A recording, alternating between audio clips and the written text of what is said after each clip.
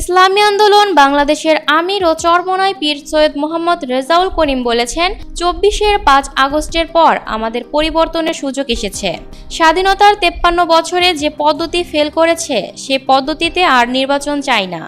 তিনি বলেন, আবার খুনিরা আসবে, চাঁদাবাজরা আসবে, স্টেশন ঘাট দখলকারীরা আসবে, তাদের জন্য কেউ জীবন দেয়নি।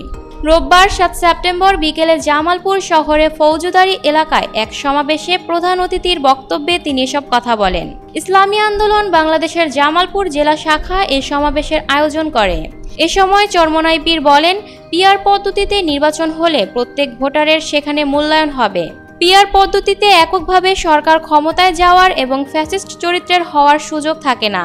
পিআর পদ্ধতির মাধ্যমে গুন্ডা তৈরি হয় না, কালো টাকার দৌরাত্ম্য তৈরি হয় না, পেশি শক্তি তৈরি হয় না, বিশেষ করে নির্বাচনের সেন্টার দখলের সুযোগ থাকে না। সবচেয়ে বড় সংস্কার হলো নির্বাচন পদ্ধতির সংস্কার।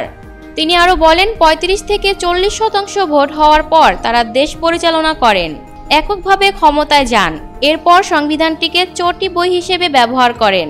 যখন মন চায় তখন সেই রকমভাবে সংবিধান পরিবর্তন করেন। এটা কি মামাবাড়ি রান্নাবাড়ির খেলা নাকি? মন যা চাইবে তাই করবে। ৪০% ভোট পাবেন আর ৬০% ভোটের মূল্য নেই।